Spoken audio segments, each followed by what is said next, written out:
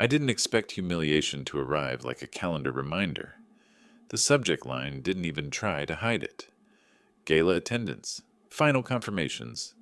I clicked it, standing by the break room sink with a paper cup that smelled faintly like yesterday's coffee. The message was short, corporate, and polite enough to hurt. At this time, we're curating an event experience aligned with our public image. Unfortunately, we won't be extending an invitation to you. Thank you for understanding. It took me a full 3 reads to find the sentence that actually said it. We're maintaining brand cohesion. I read it again and pictured my steel toe boots, my hands, the nails I never quite get clean, the way my badge is always clipped crooked because I'm wearing a tool belt half the day. Cohesion. Right. I've worked here 9 years. I don't have the job title that looks good under a logo wall. I'm not strategy or brand. My corner of the building isn't glass. It's the subfloor of our flagship store, the back hallway behind the showroom, the staging area where pallets come in wrapped like gifts and leave looking like a photograph. I'm the guy you don't see in the ribbon-cutting pictures, just the reflection in a chrome fixture if you zoom in far enough. They said the gala was to celebrate vision. My calendar said I was on call for overnight maintenance. I closed the email and looked through the break room window at the print on the wall, our tagline in a serif font the size of a car door, built on excellence. Below it, someone had left a box of macarons from the marketing team, pastel circles lined like coins, a note on top, leftovers from the press kit. I took a cookie no one would notice missing and chewed until the sugar rose behind my nose. It tasted like the way people talk when they don't expect you to be in the room. Word about the gala floated all week. The way it floats anywhere, between doors as they close, in the lift while someone checks their reflection, over Slack messages no one thinks are screenshots. What are you wearing? Did you see the seating chart? They're flying in influencers. I'm not the jealous type. I don't want the tux, the photos, the gift bags. I wanted 2 things that don't photograph well. A chair with my name on it, and the right to clap for something I helped build. My boss avoided my eyes for 2 days. She's good at that, angles her laptop just enough to make a barricade. When she finally stopped by my station, she talked about something else entirely. We're relaunching the flagship in Q3. Can you pull last year's install notes? I said sure. She nodded with the kind of smile that says we both know what we're not talking about. I watched her leave, steady on those narrow heels that never make a sound on concrete. Brand cohesion. The thing about being invisible is you hear everything. I heard the printer warming up for the RSVP list. I heard the operations manager tell someone to order extra valet staff. I heard a junior designer whisper, "Do you think they'll let Manny in?" And then the soft, embarrassed laugh when someone said, "They don't want high-vis vests in the photos." I get why I don't look like the brochure. When clients visit, they tour the showroom, not the freight elevator. They see the clean lines and the lighting the way we intended it, not the wiring diagram behind the wall. But the diagram exists. I exist. And the part of me that usually keeps my head down couldn't help replaying a week from last winter. 2 a.m., sleet tapping the loading dock, the install crew waiting on my fix because a hinge spec had changed at the last minute and the prototype didn't match reality. I fabricated a new bracket out of 2 wrong ones and saved the opening. The photos from that morning went all over LinkedIn. I was there, just not in the frame. When HR posted Gala Night, Celebrate Our Visionaries, I clicked through the slideshow of faces. I knew most of them, good people mostly. They work hard, carry stress in invisible places. I don't begrudge them the borrowed tuxes or the hotel room mirrors. I just kept thinking how many of those speeches would include "we" when the work was built by "we" that had different shoes. On Thursday, a courier dropped off garment bags to the floor above mine. I was in the stairwell fixing a motion sensor and watched as our product director held a navy tux up to the light. He looks good in navy. I tightened the sensor bracket slower than necessary. Sometimes a man needs to hear the click of a screw seating properly to remember not everything in this building is performance. My phone buzzed with a group text I wasn't meant to be on. Table assignments finalized. A minute later, an email. Reminder. Mandatory store walkthrough Friday at 6 a.m. for Gala recap. The two thoughts overlapped. They would toast what we did. Then I would scrub it back to working order before anyone arrived at their desk. I called my sister on my lunch break. We don't talk about my job much. She's a nurse. Her stories leave you sitting in your car after you park, hands on the steering wheel, radio off. I told her the short version, left out the brand cohesion line. She said, "You okay?" I said, "Yeah." She paused like she heard the part I didn't say. "Want me to be mad for you?" I smiled. "Save it for someone who needs it." She let me off the hook. Sometimes the kindest thing is to let a man pretend it doesn't sting. At 4, I walked through the showroom to check a dim track light. The floor already smelled like cologne and new leather. The displays were perfect. Angles like geometry class. Glass so clean it looked like air pretending to be glass. 2 interns practiced how they'd greet VIPs. One of them glanced at my hands, then at my face, then at the floor. I'm not ugly. I'm just a reminder that the shine has a cost. Back at my bench, I opened the install notes my boss asked for. I keep everything. Photos of pre-builds, measurements in my own handwriting because vendor specs lie, timestamps, shipping labels. I don't keep them for a day like this.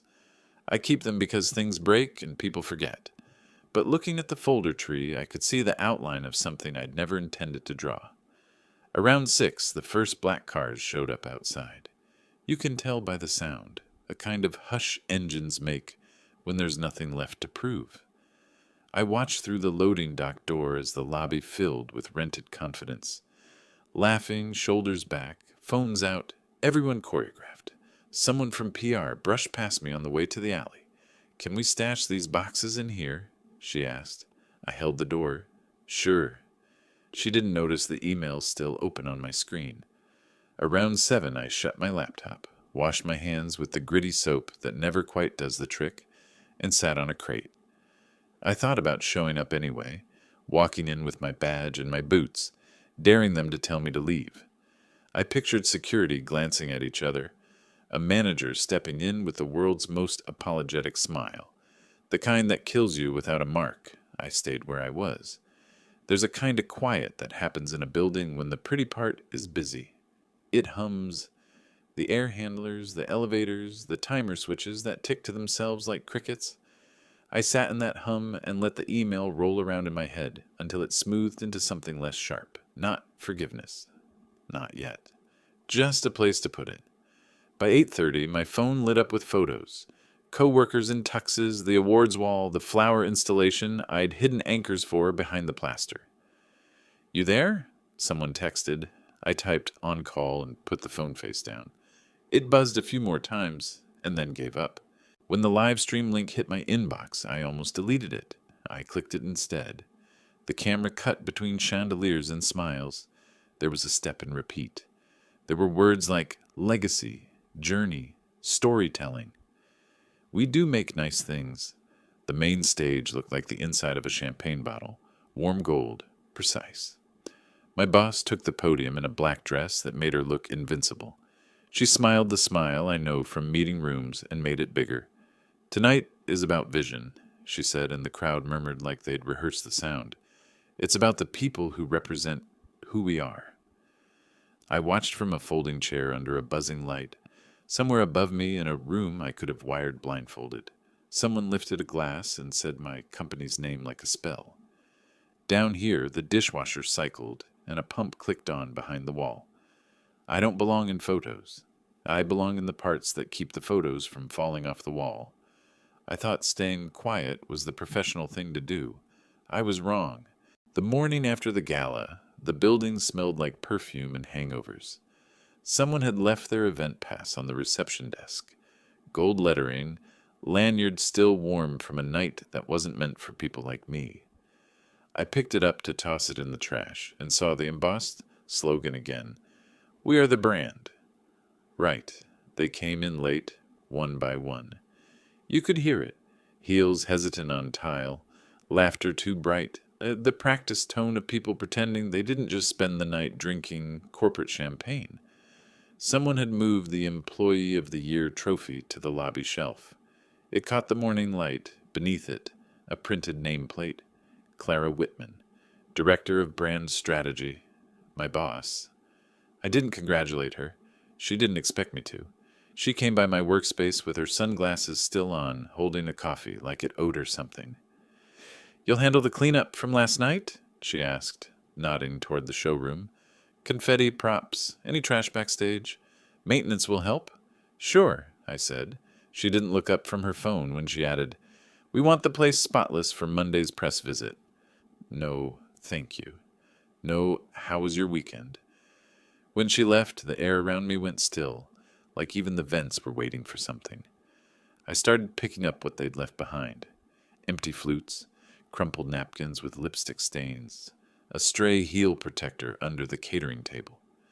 The centerpiece from the Gala stage sat on a crate, flowers already wilting.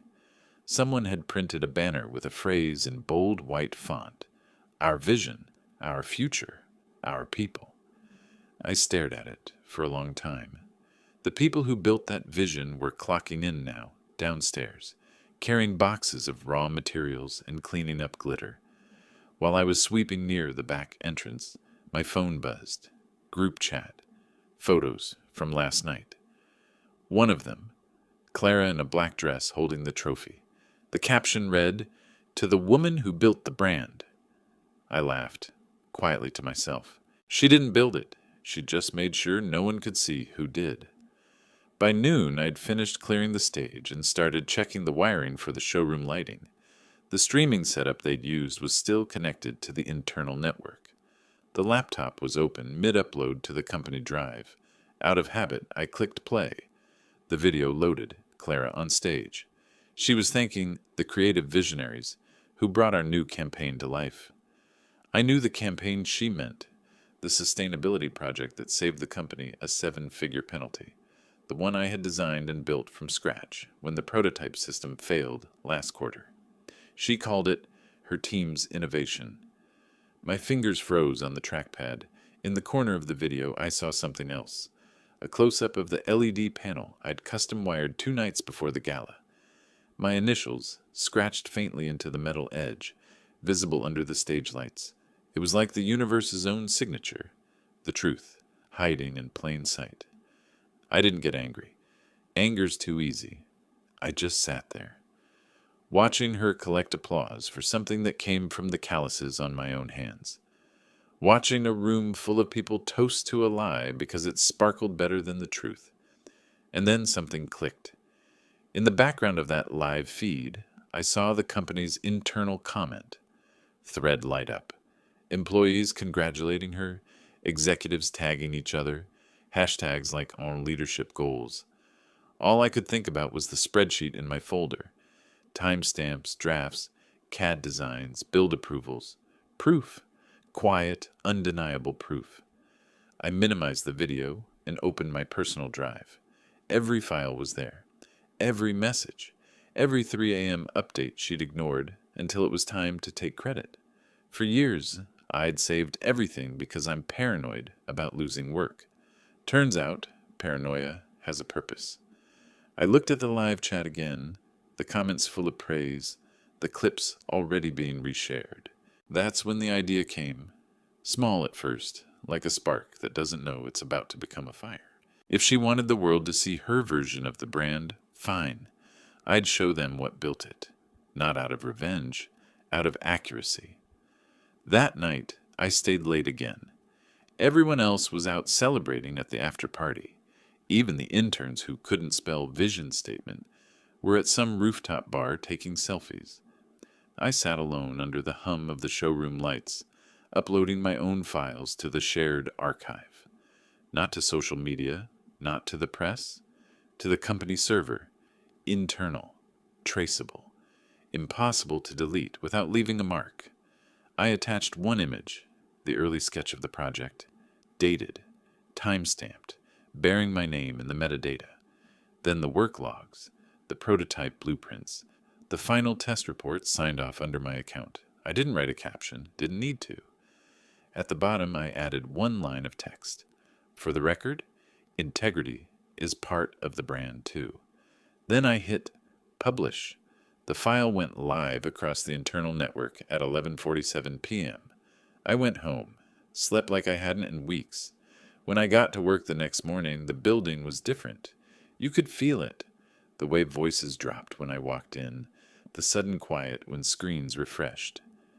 I passed the HR office and saw two people huddled in front of a monitor, faces pale.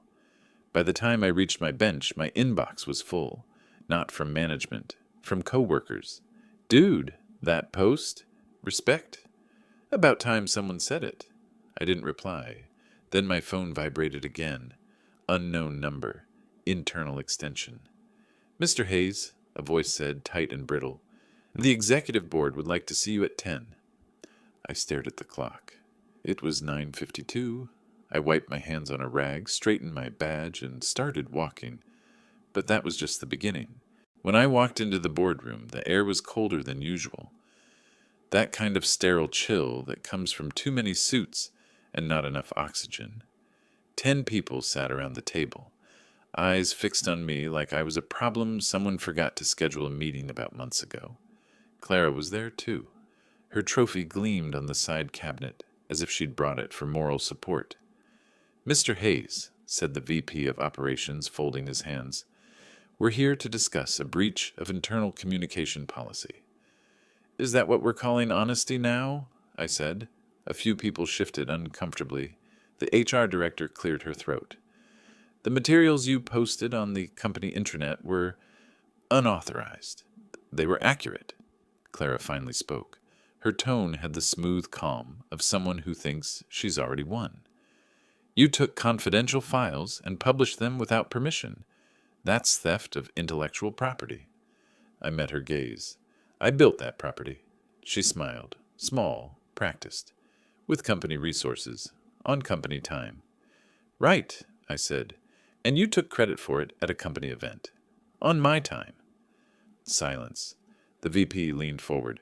Let's keep this civil, Mr. Hayes. We're trying to protect the integrity of the brand. There it was again. That word. Brand. Not truth. Not people. Brand. I took a breath, then slid a flash drive across the table. You might want to see this before deciding what protects it. The VP hesitated, glanced at Clara. She shrugged like she wasn't worried. He plugged it in. The projector blinked to life, filling the wall with folders, dates, logs, images, then a video file. Gala live stream, an MP4. I'd cued it perfectly. The screen showed Clara on stage, radiant under the lights, reciting her victory speech. Then, freeze frame. Zoom in. Bottom corner of the LED panel. My initials carved into the metal. The room went quiet. Next file, I said. An email appeared. Her message to the design team sent 3 weeks before the project launch. We'll take over from here. Keep Hayes off the calls. He doesn't understand client language. Next, the blueprints. Every revision. My signature on each. Her digital approvals stamped after the fact, hours before the presentation. Then the last file, a text thread between her and the marketing head, where she'd said, let's keep him off camera. Not exactly our brand image. The projector's fan hummed. Nobody spoke. Finally, the VP turned to her. Clara, did you verify this information before presenting the project as your own? She blinked, stammered something about team collaboration and shared vision. I almost felt sorry for her. Almost. Because in that moment, something shifted in me. This wasn't anger anymore. It was math. Years of invisible labor balancing themselves out. I looked at the executives one by one. You say this company is built on excellence, but excellence doesn't live in a slideshow. It lives in the people you don't invite to galas. Someone near the end of the table whispered, Jesus. The VP sat back, rubbing his temples. We'll need to investigate this further? Take your time, I said. Everything you need is on that drive. Every file has metadata. You'll see the timestamps, the IP logs, it's all there. I stood.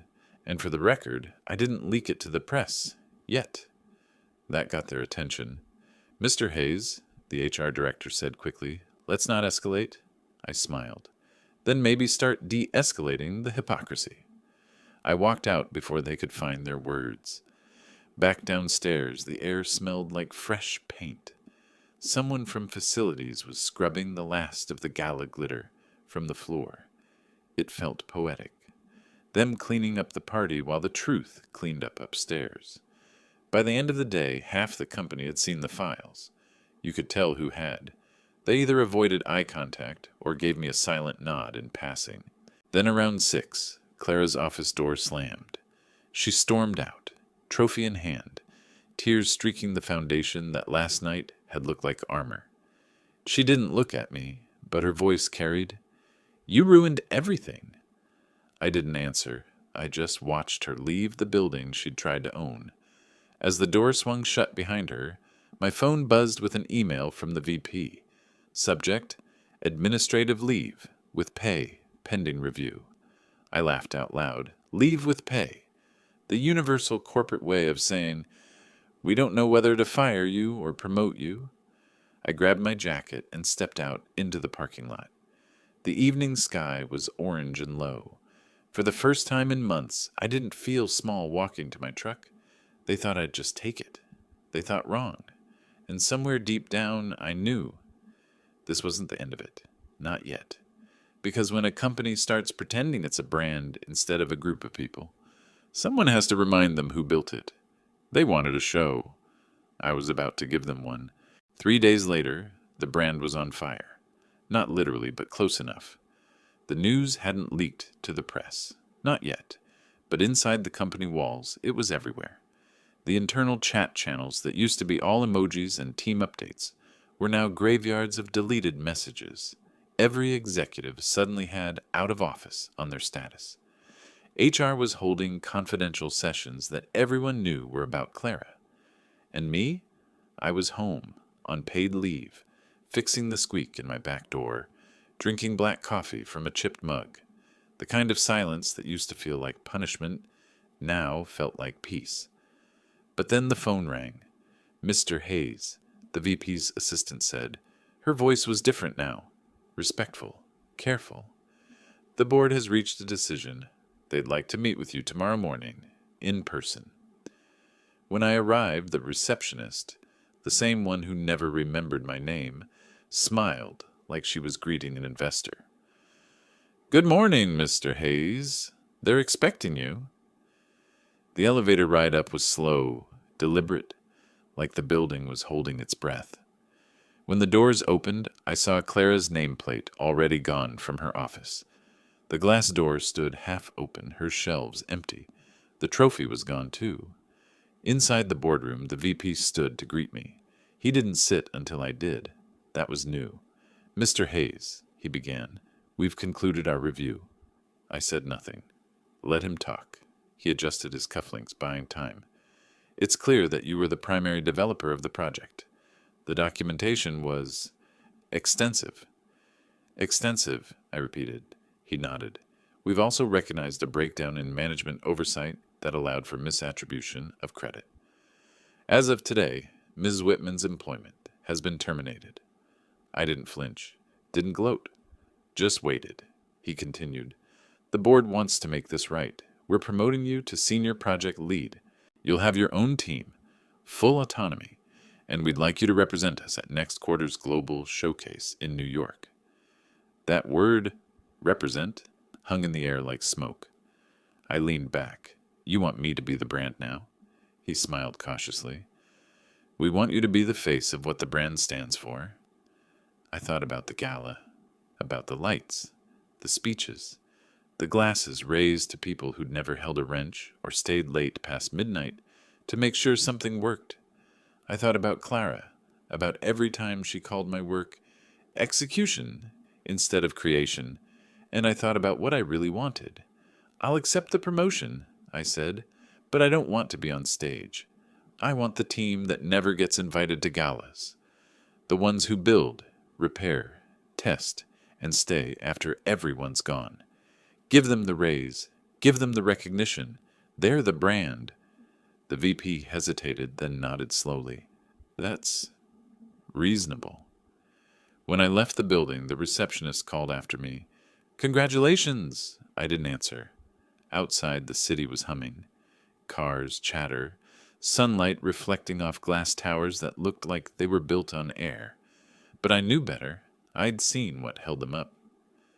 The next week, the company posted a new campaign video on social media. Built by hands that care. It showed welders, technicians, logistics teams, janitors, faces that had never been filmed before, the kind of faces that tell the truth, even when the company doesn't. No narrator, no slogans, just motion, light, and work. Halfway through the video, a single line appeared on screen. Integrity is part of the brand, too. No one said who wrote it. I didn't need the credit this time. The message was enough. That night, I walked through the now quiet showroom. The lights were warm, the air steady. The reflection in the glass wasn't of a man trying to belong, just someone who finally stopped asking permission to exist. I ran my hand along one of the display tables I'd built years ago. Solid, level, not perfect, but true. Turns out I never embarrassed the brand. I reminded it what built it.